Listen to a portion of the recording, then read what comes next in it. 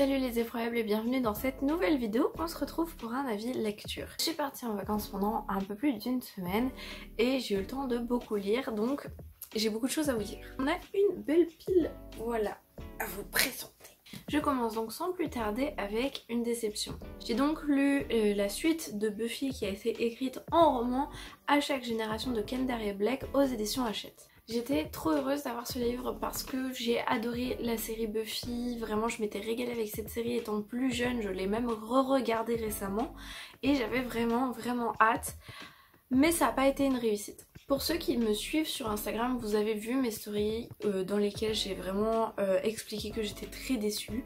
Et bien là ça va être du coup de la redite pour ceux qui les ont déjà vus. J'ai commencé cette histoire en me disant ah c'est sympa, on va voir ce qui s'est passé ensuite. Il y a tant de personnages que j'ai appréciés donc je voulais savoir toujours plus de choses, donc voilà. Ça commence et déjà l'histoire ne m'a pas plu. Néanmoins ça c'est très peu objectif parce que moi j'imaginais un autre scénario et ce qui se passe là-dedans est à l'opposé de ce que j'imaginais. Donc là on est embêté. Je vais vous faire un petit résumé, mais pour ceux qui ne veulent pas être spoil parce que ce résumé est obligé de spoiler une certaine partie, eh bien je vous conseille de passer un petit peu. Dans cette suite, Buffy va décéder et Frankie, la fille de Willow, qui va reprendre la succession en devenant une tueuse. Non, l'histoire ne m'a pas convaincue déjà parce que la mort de la tueuse est vraiment ridicule. Ensuite, les personnages, je trouve qu'on retrouve pas du tout le caractère qu'ils avaient dans la série et c'est décevant parce que ça se présente vraiment comme une suite de la série, donc quand le caractère des personnages ne correspond pas, Willow elle est devenue vraiment toute... elle a plus aucune consistance, elle a plus aucun courage, vraiment elle suit et c'est tout.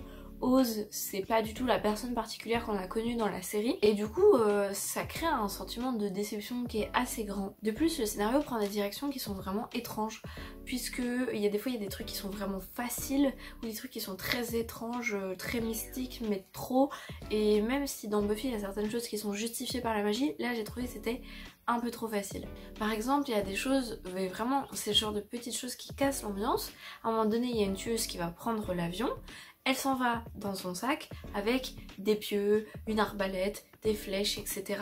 Comment tu peux passer le portique de l'avion comme ça? Et non, ce n'est pas un jet privé, elle prend vraiment un vol classique.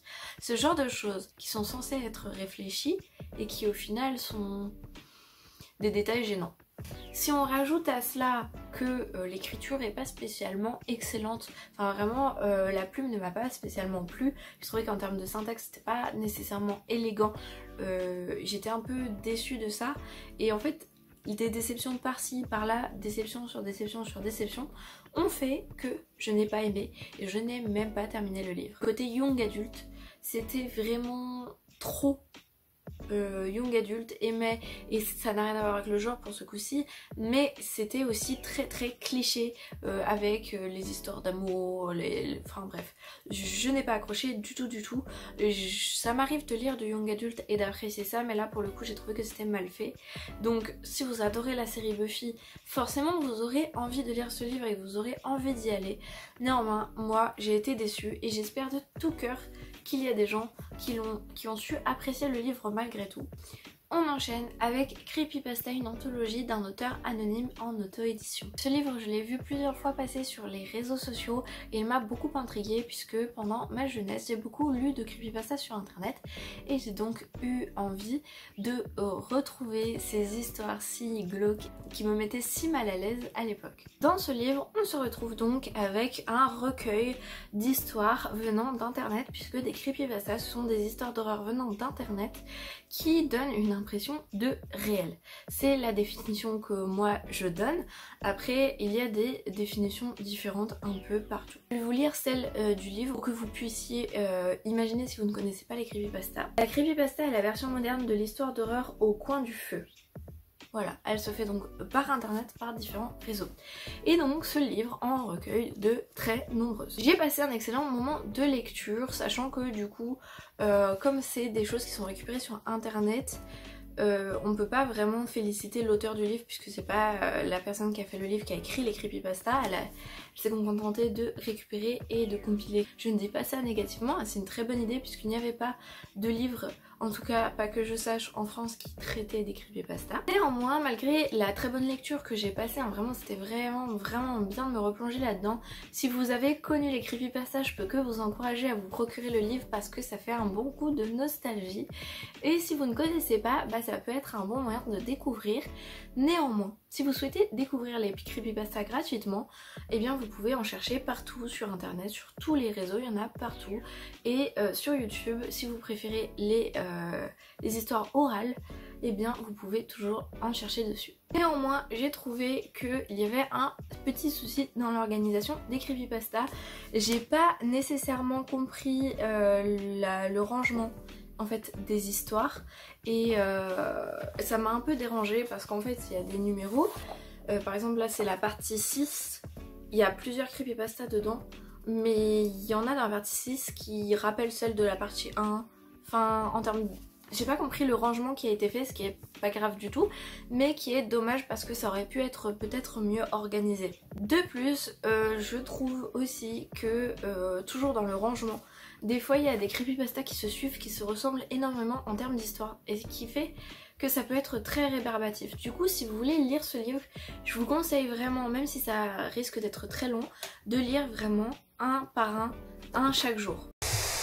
Si vous faites une creepypasta par jour, vous êtes sûr de ne pas vous lasser du livre et de découvrir quelque chose avec un laps de temps entre deux, parce que c'est vrai que des fois c'était un peu lassant de voir des histoires qui se ressemblaient à la suite. Néanmoins, il y en a qui sont vraiment très effrayantes et j'ai adoré parce que il y en a qui sont, je trouve, moyennes, mais d'autres vraiment qui m'ont terrifiée. J'ai ensuite lu Ceci n'est pas un fait divers de Philippe Besson aux éditions Pocket. C'est un livre vraiment très touchant qui s'inspire d'une histoire vraie, donc je sais que ça... C'est donc un livre qui s'inspire d'une histoire vraie et qui va être écrit à la première personne. On va suivre le personnage qui vit un drame terrible. Il part faire ses études loin du foyer familial où il y laisse sa mère, son père et sa petite sœur. Et un jour, il reçoit un appel de sa petite sœur qui lui annonce que leur père a tué leur mère. Et donc on va suivre ce jeune homme qui nous raconte la façon dont il a vécu ça, la façon dont ça s'est passé, dont ils se sont remis entre guillemets, parce qu'on se remet vraiment jamais de ce genre de drame. Et c'était vraiment une très belle histoire. J'ai trouvé la plume de Philippe Besson vraiment splendide, fluide, belle, unique et surtout très élégante. Il a une manière de nous plonger dans cette histoire qui vraiment nous prend aux tripes très fort, et il a toujours cette façon de nous ramener à la réalité d'un air de... comment dire, c'est plus subtil que ça, mais au fil des pages on a l'impression qu'il nous dit régulièrement « Prends garde lecteur, ça arrive dans la vraie vie ». Ce genre d'histoire c'est vrai, ça arrive tous les jours et moi je te fais prendre conscience de l'horreur qui se passe dans certains foyers. C'est vraiment un retour, enfin comment dire, ce récit nous permet de nous ancrer dans une réalité qui est affreuse, mais encore une fois qui est une réalité quand même. La souffrance des personnages elle est vraiment très bien décrite, enfin j'ai été complètement emportée par ce jeune homme, sa petite sœur et le grand-père qui souffre aussi beaucoup de ça et qui doit être présent pour ses enfants qui voient leur mère décédée et leur père partir en prison. Ce sont des vies qui sont brisées, qui ne pourront plus être réparées, rien ne sera jamais comme avant et c'est vraiment quelque chose qui fait très mal au cœur. Au-delà de l'horreur que nous montre cette histoire, eh bien, et je trouve que la couverture le montre bien avec ses belles fleurs, ça nous montre aussi l'amour. Un amour puissant qui va permettre de surmonter beaucoup de choses, pas d'oublier, pas de revenir à la vie d'avant puisque leur vie est ternie à jamais par cet événement, mais d'essayer de passer au-dessus comme ils peuvent et d'essayer de survivre à ça, puisque dans ce livre il est vraiment question ici de survie et tout ça, tout ce que je viens de vous dire était extrêmement bien mis en place. Il y a de la beauté, il y a de l'horreur et tout ça se mélange et nous nous montre un certain côté de l'être humain qu'on ne pourra jamais effacer. Pour ceux qui aiment se plonger dans des histoires qui sont réelles, inspirées de faits réels, qui sont écrites de manière à ce qu'on ait l'impression que ce soit vrai, et bien ce livre est fait pour vous, mais on n'en ressort pas intact. C'est une lecture qui est extrêmement marquante et qui bouleverse énormément. J'ai ensuite lu le Da Vinci Code de Dan Brown et celui-ci c'est une édition France Loisirs. J'ai écouté la plupart du livre en audio et j'en ai lu un petit peu, et d'ailleurs la version audio est tout à fait intéressante, elle est disponible sur Audible, elle n'attend que vous si vous voulez.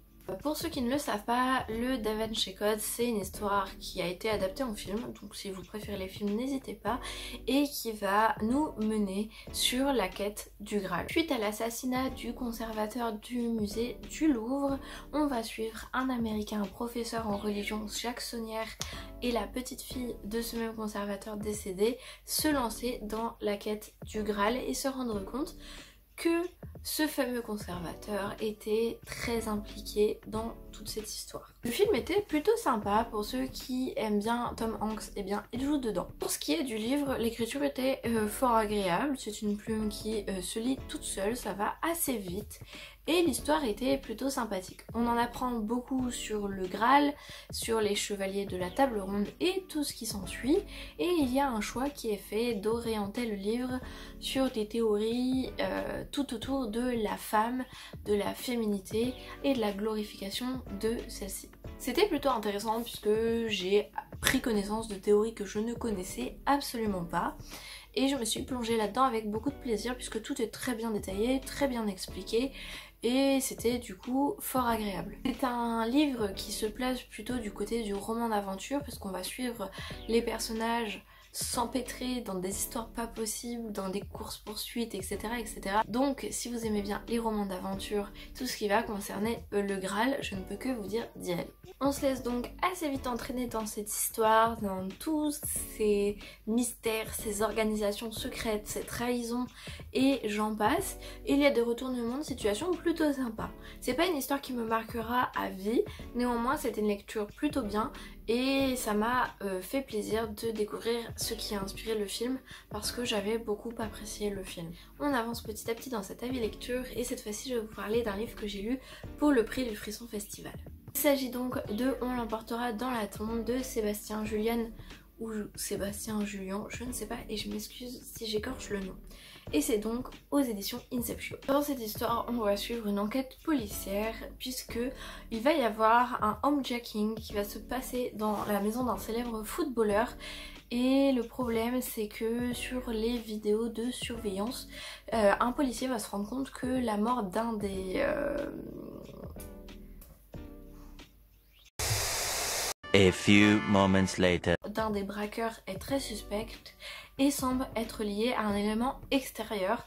Il va donc essayer d'approfondir tout ça. Dans le même laps de temps, une autre mort suspecte va se produire puisque ça va passer pour un suicide sous un train, sauf que encore une fois en regardant les caméras de vidéo de surveillance, eh bien ce même policier va se rendre compte qu'il y a quelque chose d'étrange, que ces gens ont l'air d'avoir été poussés à la mort et non pas qu'ils soient morts par eux-mêmes. De là va découler une enquête qui va pousser également à enquêter sur une mort également suspecte. Il y a des années, une jeune fille qui serait tombée dans des rochers en voulant se baigner avec ses amis. Et malheureusement pour ce policier, il va se faire entraîner dans une histoire qui le dépasse de loin et il va devoir vraiment surmonter tout un tas de choses qui vont mettre à mal sa vision réaliste et terre à terre de la vie. C'était donc une histoire que j'ai pas mal appréciée, c'était assez bien écrit, on est vite emporté et pour le coup c'est assez sympa à suivre. On voit que il y a quelque chose de très sombre qui est caché derrière, il y a toujours cette hésitation que j'aime tant entre rationnel ou irrationnel et ça se développe assez bien, assez vite. Il n'y a pas vraiment de moment où je me suis ennuyée. Le fait qu'on déterre le passé aussi c'est sympa, j'ai bien aimé le fait qu'il aille rechercher vraiment dans une histoire qui date de très loin et en même temps eh bien ça va poser problème avec évidemment ses supérieurs qui vont lui dire mais arrête ça, qu'est-ce que tu fais, enfin vraiment ça n'a rien à voir, t'es complètement fou, enfin il faut que tu te calmes, etc. etc. Donc c'était sympa de voir cette opposition là puisqu'il va être obligé de mentir à ses supérieurs pour pouvoir continuer d'enquêter et en même temps il se met en danger puisqu'il est très loin d'imaginer ce qu'il attend au bout de cette histoire. J'ai trouvé le livre vraiment bien, encore une fois, surtout qu'il y a des morts qui sont très bien décrites, très bien faites et particulièrement des personnages qui aiment bien se balader dans la forêt la nuit. J'ai beaucoup aimé ces passages avec ces personnages là parce que je les ai trouvés très intrigants, très intéressants, très mystérieux. On les imagine facilement se perdre de nuit dans la forêt avec leur caméra et c'est quelque chose que j'ai beaucoup aimé. L'auteur, même après la fin, nous laisse quand même un degré d'interprétation et d'imagination qui va venir jouer un rôle dans l'image qu'on se construit du livre et ça c'est quelque chose que j'ai beaucoup aimé parce que même si on comprend pourquoi tout ça se passe et comment ça se fait, et bien ça reste quelque chose qu'on peut continuer de construire après avoir refermé le livre nous-mêmes dans notre tête et ça c'est intéressant. Donc globalement c'est une lecture qui est assez positive, c'est pas non plus quelque chose qui m'a marqué très fort parce que je pense que ça aurait pu être plus émouvant et encore plus prenant, mais c'est vraiment quelque chose, enfin j'ai pas vraiment de choses négatives à dire dessus, donc franchement si vous êtes intéressé par ce genre d'histoire, eh bien allez-y. Et pour finir de vous convaincre, je vais lire une petite phrase qui est écrite à l'arrière qui donne très envie de lire le livre. Une plongée au cœur d'une enquête percutante et tortueuse où les ombres du passé se mêlent à un présent troublant, défiant les certitudes et révélant les secrets les plus sombres. Donc voilà. J'ai ensuite lu Fausse confession de Niels Illigan en auto-édition. Alors cette fois-ci c'est un service presse que l'auteur m'a adorablement envoyé, donc je suis très heureuse de l'avoir reçu et je remercie infiniment l'auteur pour ça. Alors déjà je vous laisse observer ce magnifique livre, vraiment la couverture est splendide. Polo. A few moments later. Viens là, pourquoi tu miaules? Oh là là. One eternity later. Le livre est vraiment trop beau, je l'adore. Voilà. Il est super bien fait, je trouve qu'il y a eu un travail magnifique sur le livre. Donc Niels c'est également l'auteur de Unité 6, un livre que j'avais beaucoup aimé qui se passe en hôpital psychiatrique, c'est un livre d'horreur qui parle de possession, de psychiatrie, etc., que je vous encourage fortement à aller découvrir. Et il a sorti donc un deuxième roman, Fausse confession, qui cette fois-ci parle d'un tout autre sujet. On va se retrouver à lire la confession d'un tueur en série qui est en réalité un médecin légiste très imbu de sa personne mais aussi très intelligent qui va jouer avec les nerfs de la police. C'est un livre que j'ai énormément apprécié, pour le coup l'histoire était superbe, la plume de Niels est vraiment à découvrir, je peux que vous encourager à y aller. Avec la petite dédicace. Il écrit très bien, on est vite emporté, donc là pour le coup on va être du point de vue de plusieurs personnages mais je trouve qu'à chaque fois c'est réussi avec brio, surtout quand on est dans la tête de ce fameux tueur en série. J'ai trouvé qu'il était vraiment bien décrit et on était un peu avec un personnage semblable à un Hannibal Lecter. L'enquête se déroule à une vitesse, je vous jure, je ne pouvais plus m'arrêter de lire. C'était vraiment très entraînant, on a toujours envie d'en savoir plus, de savoir comment il va s'en sortir alors qu'il se rapproche de plus en plus de la police, qu'il prend de plus en plus de risques. Et il y a un moment donné où on comprend que cette histoire va bien plus loin que de simples meurtres et qu'il y a bien d'autres choses très sombres derrière. Là, on a encore plus envie de continuer. Donc pour l'histoire, c'était vraiment incroyable. Les personnages, comme je l'ai dit, sont très bien représentés. On s'y attache plutôt bien et je trouve qu'ils ont chacun leur petit caractère et chacun leur côté humain. De plus, ce qui va être sympathique dans le livre, c'est que le contenu est très enrichi par voilà, des symboles en lien avec l'enquête, mais aussi des QR codes. Voilà, donc moi je les ai scannés les QR codes et j'ai été voir ce qu'il y avait derrière et ça c'est vraiment très sympa. Il n'y a pas énormément de ce genre de choses, mais néanmoins il y en a, ce qui permet vraiment de rendre la lecture immersive et de se plonger dans ces drames. Donc pour moi ça a été vraiment une excellente lecture que j'ai adorée et que je vous conseille tout à fait. Si vous aimez les tueurs en série, si vous aimez les histoires sombres qui mélangent rationnel et irrationnel, qui sont remplies de mystères et qui nous font découvrir tout un tas de choses très lugubres, je vous conseille très fortement d'y aller. Néanmoins, je dois émettre une réserve qui Et pour moi, dommage du point de vue dont on nous vend le livre. Je vais vous lire le résumé et je vais vous expliquer pourquoi je mets une réserve. Un expert en médecine légale invité aux premières loges des scènes de crime et ami des forces de l'ordre, le légiste est insoupçonnable. Le docteur Horace Secker livre sa confession lugubre sans retenue au travers d'un jeu de pistes occulte. Et le livre s'appelle Fausse confession. Néanmoins, eh bien, je trouve que les moments de confession du docteur Horace Secker sont plutôt faibles. En fait, le livre est super, hein, vraiment, j'ai rien à redire là-dessus, j'ai vraiment adoré et j'arrive pas à vous trouver un point négatif. Néanmoins, on nous présente le livre comme une confession, comme vraiment le fait que ce tueur en série va tout nous raconter. Mais en réalité, la majeure partie du livre n'est pas du point de vue de ce docteur. Il y a beaucoup de points de vue en fait externes ou omniscients.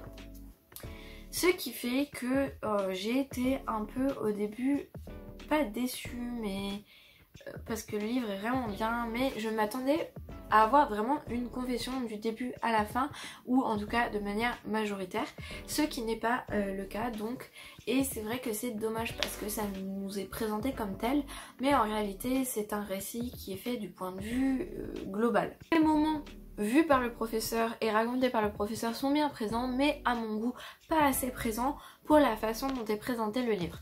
C'est pas quelque chose qui est mauvais ni décevant en soi, mais c'est dommage de l'avoir présenté comme ça parce que vraiment moi je m'attendais à ce qu'il nous raconte presque tout. Alors je sais que d'un point de vue du scénario et pour donner plus d'éléments au lecteur, c'était important de faire de l'omniscient et d'être plus large que juste le point de vue du légiste. Mais voilà, c'est la quatrième de couverture et le titre qui, je trouve, prête à confusion. Après, peut-être que c'est que moi qui vais avoir ce ressenti-là et que si vous l'avez lu, n'hésitez pas à le dire en commentaire.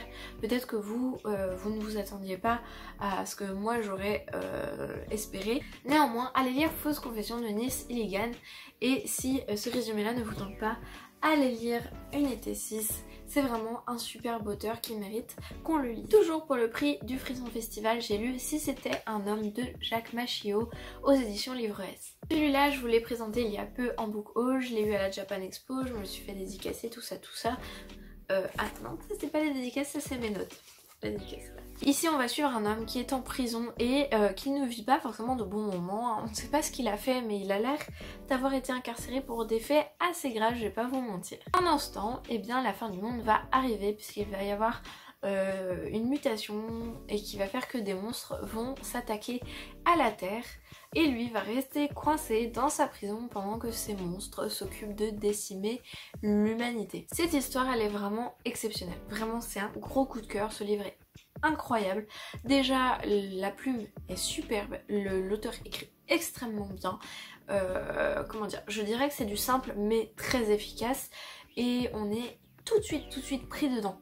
C'est vraiment, l'auteur nous prend à la gorge tout de suite, il va dire vous allez voir des trucs horribles dans ce récit mais vous allez aller jusqu'au bout et c'est ce qui se passe et ça très fort. C'est assez gore, il se passe des choses horribles, hein. L'auteur ne mâche pas ses mots, a très bien travaillé son sujet et je peux vous dire qu'aucun personnage n'est épargné. Il y a du sang, il y a des organes, il y a des morts, il y a aussi des problèmes de transit, enfin il y a tout ce qu'il faut pour bien nous dégoûter, mais c'est très bien fait et très réaliste parce que effectivement dans les scénarios de fin du monde on ne pense jamais à ces gens qui sont enfermés dans les prisons et j'ai trouvé ça super original et aussi super intéressant d'enfin leur donner de l'attention dans un scénario apocalyptique. Totale réussite encore une fois, je ne pourrais pas plus argumenter parce que je pense que j'ai fait le tour, mais c'est bien écrit, c'est réaliste, ça prend aux tripes, c'est trop bien, l'histoire est originale et intéressante et la fin est... La fin, pour ceux qui l'ont lu, franchement dites-moi ce que vous en avez pensé, mais la fin, oh je me suis sentie tellement mal. Donc c'est un récit de survie et souvent dans les récits de survie on est forcément bien pris aux tripes parce qu'on a de la peine pour les personnages et on a envie qu'ils survivent eux aussi et là c'est très réussi franchement, donc j'ai beaucoup aimé suivre cet homme qui a envie de survivre et qui pourtant s'en prend plein la tronche, et en même temps, comme on ne sait pas ce qu'il a fait ni pourquoi il est en prison, mais on comprend que c'est quelque chose qui est assez grave parce que à un moment donné d'autres prisonniers ont l'occasion de le sauver mais lui font ah toi t'es un détenu de catégorie je sais plus combien, donc non haha. Donc je pense que c'est quelqu'un qui a fait des choses assez graves, hein. Souvent ce genre de détenus qui sont méprisés par les autres, c'est ceux qui ont touché aux enfants. Donc on a de la peine et en même temps on se dit est-ce que c'est pas un retour de karma? Et comme on ne connaît pas son histoire, c'est dur de ne pas avoir de la peine. Enfin bref, il y a tout cet aspect-là qui est vraiment très très bien fait. Donc si vous cherchez un récit court de survie et que vous n'avez pas peur d'être choqué, Si c'était un homme est fait pour vous. Je vais ensuite continuer une saga que j'avais commencé il y a un moment. Donc le premier qui meurt à la fin de Adam Silvera aux éditions Robert Laffont, qui est le second tome de Et ils meurent tous les deux à la fin, donc à la même édition. C'est vraiment des beaux objets livres. Alors ils existent en plus petit et en plus classique, on va dire, d'un point de vue édition, ce qui fait qu'ils sont moins chers. Mais voilà, moi je m'étais procuré les deux parce que dans tous les cas, le scénario me plaisait bien. C'est donc une duologie. À l'heure actuelle, je ne crois pas, j'ai vérifié la dernière fois, mais il n'existe pas de troisième tome. Et pour l'instant, je n'ai pas appris qu'il y ait un troisième tome de prévu. Dans ces deux tomes, on va se retrouver dans un univers où tout simplement une application qui s'appelle Deadcast existe, apparaît sur le téléphone des gens. En tout cas, c'est ce qu'on croit dans le premier. Dans le premier, on croit que tous les gens sont dotés de l'application Deadcast sans avoir le choix. Dans le deuxième, on découvre qu'en réalité, au début, il fallait la télécharger et que c'était vraiment de l'ordre du choix. Cette application Deadcast, elle consiste à être prévenu de sa mort 24 heures avant. Donc on vous appelle à minuit en général et on vous dit bon bah dans la journée de demain, vous mourrez, on sait pas comment, on sait pas pourquoi, mais vous allez mourir. Tout le monde est intrigué par Deadcast parce qu'ils ne savent pas comment quelqu'un peut deviner et connaître la mort de tout le monde. Et néanmoins, on va suivre deux jeunes garçons qui sont malheureusement appelés par Deadcast et qui apprennent donc qu'ils vont mourir très jeunes. Sauf qu'il y a une application qui s'appelle Dernier Ami qui permet aux déckers, donc les gens qui vont mourir, de passer du temps avec quelqu'un avant de mourir. Et c'est des jeunes hommes qui n'ont rien à voir, qui ne se connaissent pas, mais qui savent juste qu'ils vont mourir, vont se retrouver grâce à cette application et vont passer leurs derniers jours de vie ensemble. Une très belle histoire de rapprochement que j'avais énormément appréciée, avec une plume très bien construite et vraiment une histoire très émouvante. On m'a donc offert le second tome que j'avais fort hâte de lire après avoir énormément apprécié le premier, puisque vraiment l'aspect psychologique et philosophique de est-ce que je veux connaître mon jour de mort et si c'est le cas, comment dois-je en profiter à fond, tout ça est intéressant. Dans ce deuxième tome, c'est en fait une préquelle qui nous montre le tout début de l'application, le lancement de l'application, avec le point de vue de son créateur et de sa famille. Et aussi, on va découvrir l'histoire du premier decker, de la première personne à avoir été appelée pour apprendre sa mort. Et ça va être assez intéressant puisque c'est un jeune homme qui a la vie devant lui, qui n'a aucun problème de santé, qui va être le premier decker et qui va rencontrer un autre jeune homme qui lui peut mourir d'un jour à l'autre à cause de ses problèmes de cœur. Et ce jeune homme malade voit en Deadcast une porte de sortie, c'est-à-dire que sans Deadcast, il ne sait pas, il peut mourir du jour au lendemain. Mais après avoir téléchargé Deadcast, il sait que tant qu'il n'est pas appelé, il va pouvoir vivre tranquillement sa vie. Donc pour lui, c'est une très bonne chose. Et donc c'est assez cocasse de voir quelqu'un qui a la vie devant soi, qui se fait appeler pour lui dire tu vas mourir, rencontrer quelqu'un qui pense pouvoir mourir à chaque instant, tous les jours, sans cri et gare, qui lui voit sa vie s'agrandir. C'est très très triste, c'est très touchant et c'était plutôt pas mal, même si je trouve que la romance prend une place trop grande vis-à-vis du premier tome où la rencontre entre les deux jeunes hommes et la romance entre les deux jeunes hommes n'était pas trop présente. C'est-à-dire qu'il y avait cet aspect, encore une fois, très psychologique et cette romance derrière, voilà, qui était là, mais qui n'était pas pour moi chiante et cucu. Désolée, mais j'ai du mal avec la romance. Et là, pour le coup, j'ai trouvé qu'elle était très cucu, très chiante, très longue et j'en pouvais plus. Alors que derrière ça, la plupart du livre est super intéressant. parce qu'on a vraiment le créateur et d'autres gens, on a vraiment le début de Deadcast, vraiment cette lancée dans le monde. Pas grand monde y croit, hein. Comment pourrait-il savoir que les gens vont mourir? Comment ça pourrait être exact? C'est vraiment le tout lancement. Imaginez que d'un seul coup on vous annonce qu'une application puisse prédire la mort. Voilà, tout cet aspect-là était super impressionnant. Et encore une fois, la dualité entre les deux personnages, qui un voit sa vie s'agrandir et l'autre voit sa vie disparaître, et ben c'était vraiment super. Mais la romance, ça m'a vraiment cassé mon truc, c'était long, chiant, cucu, il y a des passages interminables de romance, je n'en pouvais plus et c'était donc dommage. Si la romance ne vous dérange pas, et même si la romance vous dérange, c'est vraiment important de lire le second tome qui donc sert de préquel, puisqu'on en apprend énormément plus, qu'on comprend beaucoup plus de choses. Et là pour le coup c'est vraiment utile parce que si le principe de l'histoire vous plaît, bah c'est important quand même d'avoir cette origine là, je trouve, qui est super intéressante. Donc c'était pas une lecture incroyable, mais c'était super intéressant quand même. Donc voilà, si vous avez aimé et ils meurent tous les deux à la fin, je vous conseille fortement son second tome. Pensez, si l'histoire vous intéresse, ça reste quand même très prenant d'un point de vue, encore une fois, psychologie, et je vais arrêter de me répéter parce que le livre suivant. J'ai également lu Frisson Noir, donc c'est un recueil de nouvelles avec divers auteurs dont je vous ai déjà parlé et je l'ai lu en lecture commune avec mon chéri puisqu'on avait chacun un exemplaire du livre. Donc ce livre a été édité aux éditions de Noël. Il y a des auteurs assez connus dedans comme par exemple Karine Picabel ou encore Cédric Cyr. Et le mot d'ordre pour toutes les nouvelles du recueil, eh bien c'est la sourdité et l'essence. Donc on va retrouver de nombreuses nouvelles avec des personnages qui ont des problèmes d'audition ou des personnages qui vont en être privés ou encore d'autres interprétations de cette thématique. Pour être honnête, le recueil de nouvelles a été globalement assez moyen.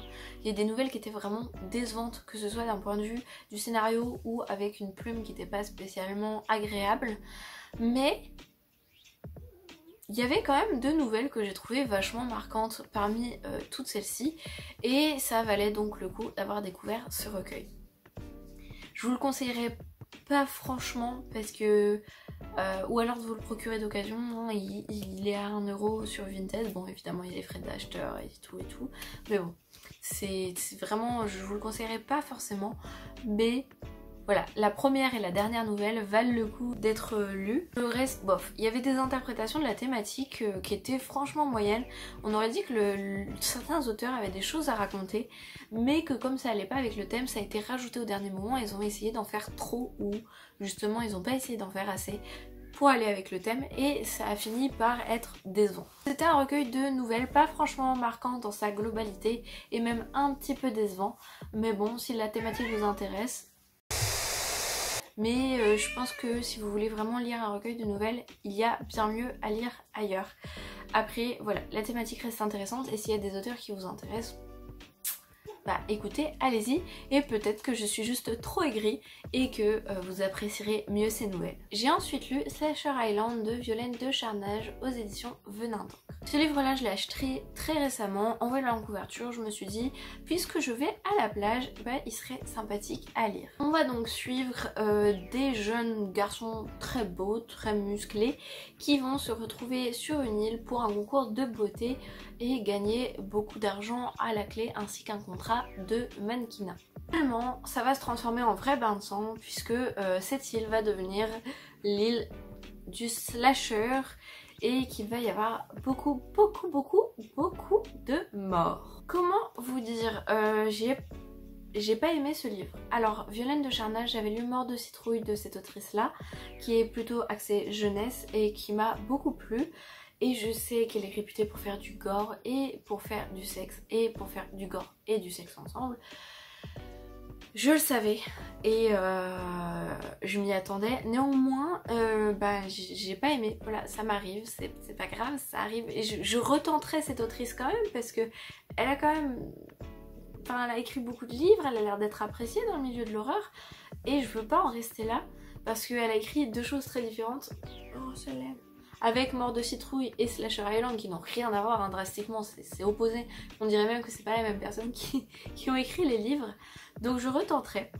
Je vais pas me laisser abattre par ça, mais en tout cas Slasher Island n'a pas été pour moi un moment très agréable. La plume de l'autrice, je n'ai rien à redire, hein. Elle écrit très très bien, ça c'est pas un problème, elle nous plonge bien dans ses histoires et j'ai même été très très curieuse pendant l'entrée en matière de ces personnages.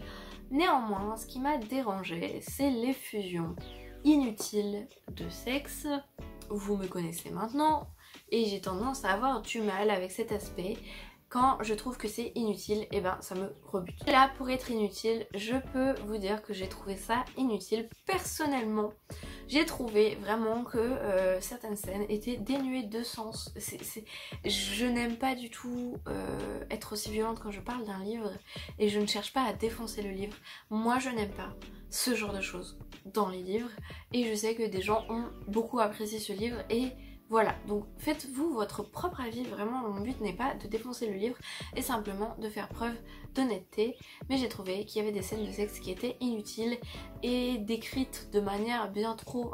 Après, le ton du roman est basé sur un certain humour noir, comment dire, ironie. Je pense que comme le livre a cette volonté de faire preuve d'ironie, eh bien le vocabulaire vraiment parfois... terrible et la description des scènes va avec et donc comment dire, moi j'ai trouvé que ça n'avait pas de sens mais du point de vue de l'autrice je suis sûre que le but est vraiment de faire preuve d'ironie et d'humour noir et que donc dans cette idée là ça a du sens. Cependant moi j'ai trouvé vraiment qu'il y avait des trucs je trouve même pas ça dégueulasse, juste j'adhère pas en fait. Je lisais, il y a des moments c'était vraiment bien, il y a vraiment l'idée, l'histoire est trop bien. Une idée de vengeance, une idée très mystérieuse, encore une fois on mélange, et ça j'aime bien, rationnel et irrationnel, donc ça vraiment c'était très bien. C'est vraiment dommage pour moi parce qu'il y avait des scènes, il y a des scènes dans ce livre que j'ai énormément aimé. Il y a des morts qui sont vraiment très inventives, très bien tournées, très bien décrites. Il y a pour moi eu des choses excellentes, hein. On sent que Violaine de Charnage est vraiment une autrice de talent qui sait imaginer des choses qui nous font mal et qui nous dégoûtent et qui nous donnent envie de suivre cette histoire. Néanmoins, vraiment, le sexe c'était trop pour moi et je sais qu'elle en fait quand même beaucoup parce qu'elle a carrément écrit, je ne sais plus, un livre sur l'horreur érotique je crois. Donc voilà, c'est pas mon style malheureusement et c'est dommage parce que c'est vraiment ça qui m'a rebutée. Sinon c'était vraiment... Il y avait de trop bonnes choses dans ce livre et si ce point-là ne vous rebute pas, ben alors foncez. Parce que vraiment, en dehors de ça, il y avait des très bonnes choses, vraiment. La deuxième chose qui me perturbe, c'est la couverture. Sans vous spoiler, ben ça n'a pas grand chose à voir avec ce qui se passe dans le livre. Je peux rien vous dire de plus. Mais moi je m'attendais à vraiment retrouver la couverture dans l'histoire. Mais pas trop. Bon, c'est pas grave, il y a peut-être une volonté d'induire en erreur. Et si c'est le cas, je peux comprendre. Pour moi, le pire, ça a été la fin que j'ai trouvée vraiment glauque. Mais glauque dans le mauvais sens du terme. Il y a un personnage qui est en deuil, et c'est vraiment un deuil qui est assez terrible parce qu'il y a beaucoup de révélations d'un coup et beaucoup de chocs d'un coup, et qui arrive à se donner à fond dans des ébats sexuels comme si rien ne s'était passé. Non. Alors là, pour le coup, là non. Là non. Déjà, il y avait eu plein d'épisodes de ça que j'avais pas aimé du tout. Mais alors là, non. Là, j'ai trouvé ça... Non. Non, j'ai pas trouvé le sens. Enfin, le personnage est en deuil.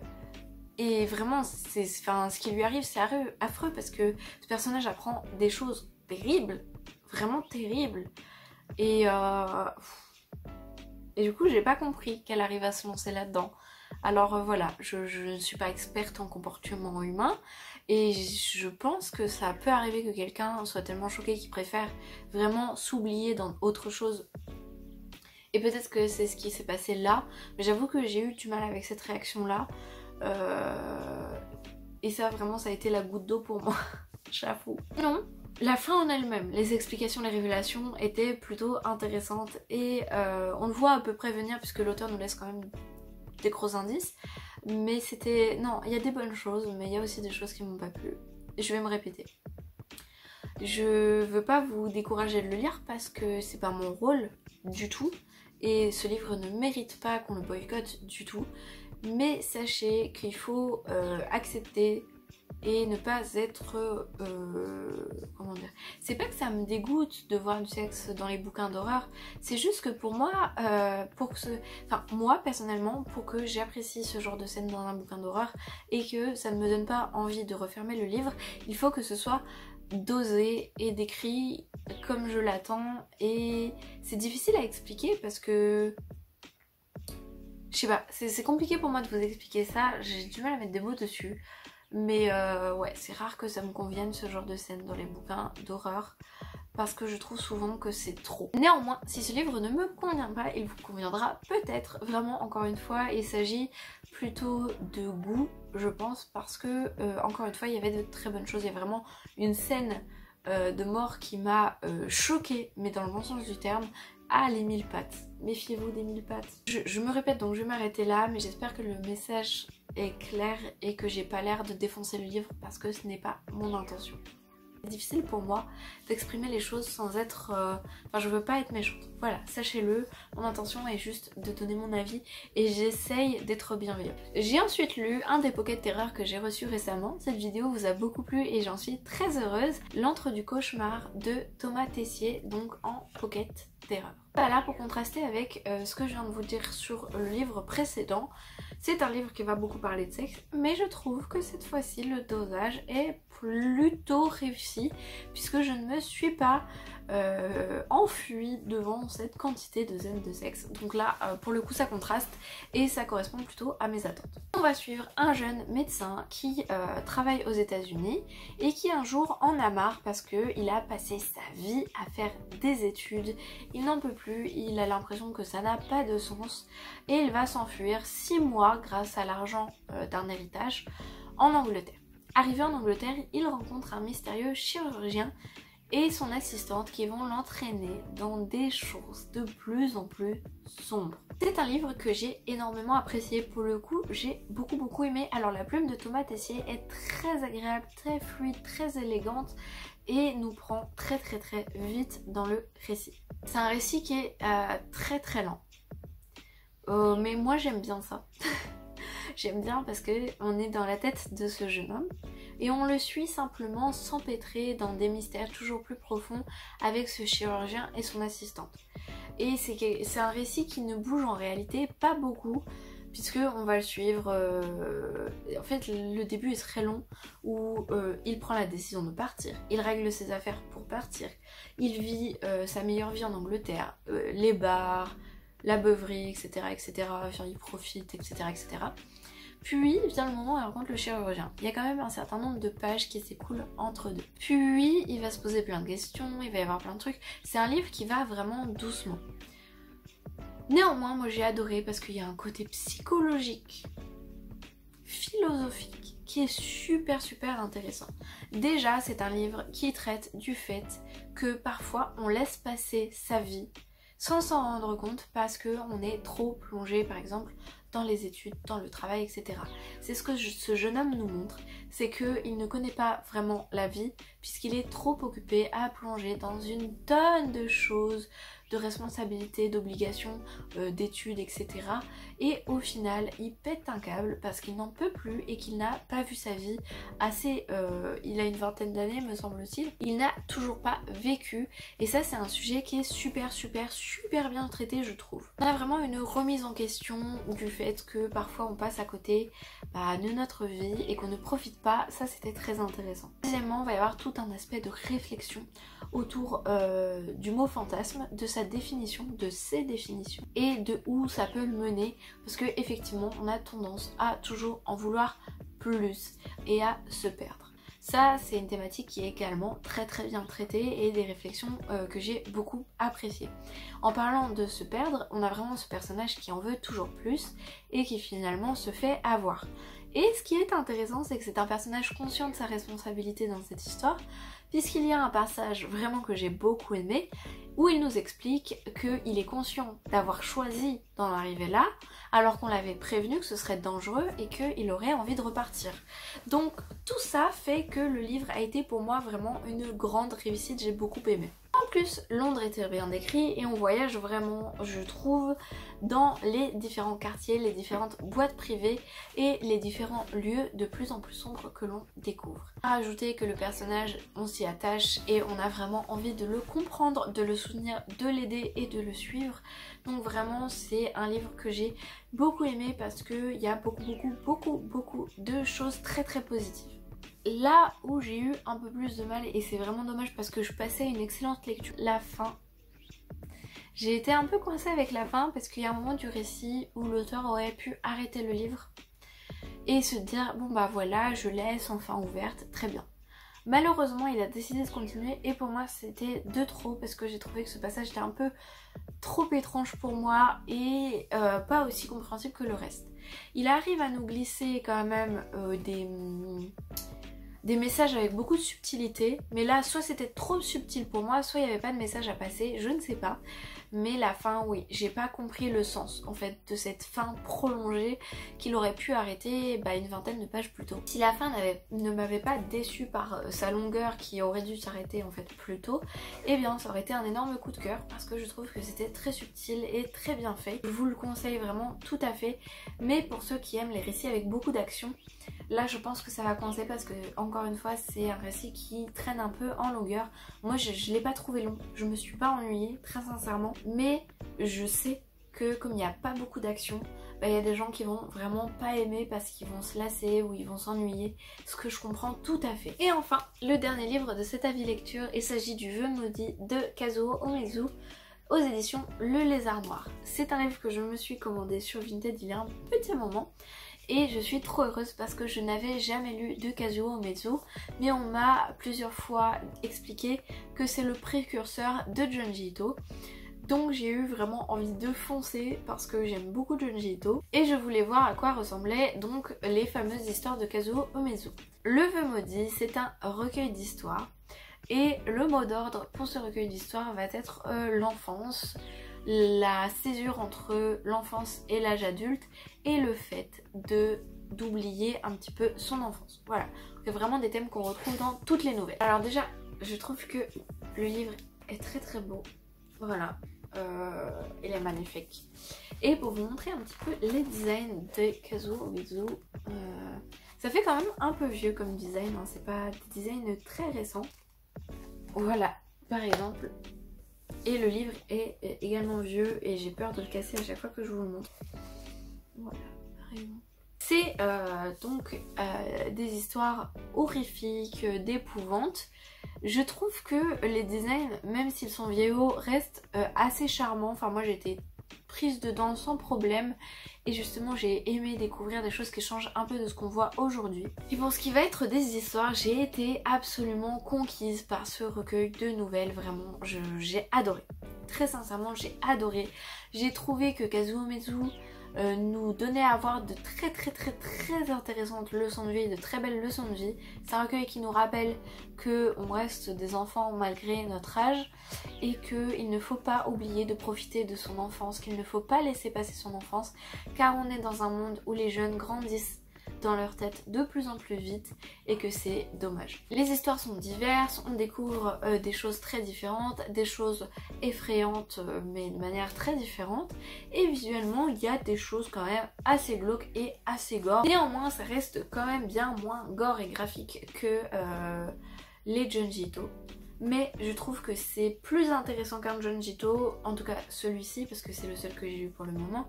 C'est plus intéressant qu'un Junji Ito en termes de réflexion. Voilà, je trouve que Kazuo Umezu m'a fait bien plus réfléchir en un recueil de nouvelles que Junji Ito. Et du coup je continuerai de le lire, j'en ai d'autres dans ma pile à lire et j'ai vraiment hâte de me relancer. Donc si vous ne connaissez pas l'auteur et que vous aimez bien Junji Ito, ça ne peut que être intéressant pour vous de lire Kazuo Umezu. Et si vous connaissez Kazuo Umezu et que vous n'avez pas lu ce manga là, eh bien foncez tout de même. Dans tous les cas je vous conseille de foncer parce que c'était vraiment super intéressant. Voilà pour moi, c'est fini pour cet avis lecture qui a été très long, je m'en excuse mais il y a eu beaucoup de lectures en peu de temps. J'ai rattrapé un petit peu de retard et je me suis également fait plaisir en lisant des livres que j'avais envie de lire depuis longtemps. Ça me fait énormément plaisir. Et sur ce, n'hésitez pas à me dire en commentaire si vous les avez lus, si je vous ai donné envie de les lire, si vous avez aimé ou pas et pourquoi. Et qu'est-ce que vous lisez en ce moment, dites-moi tout. On se retrouve la prochaine fois pour un book haul. À la prochaine les effroyables!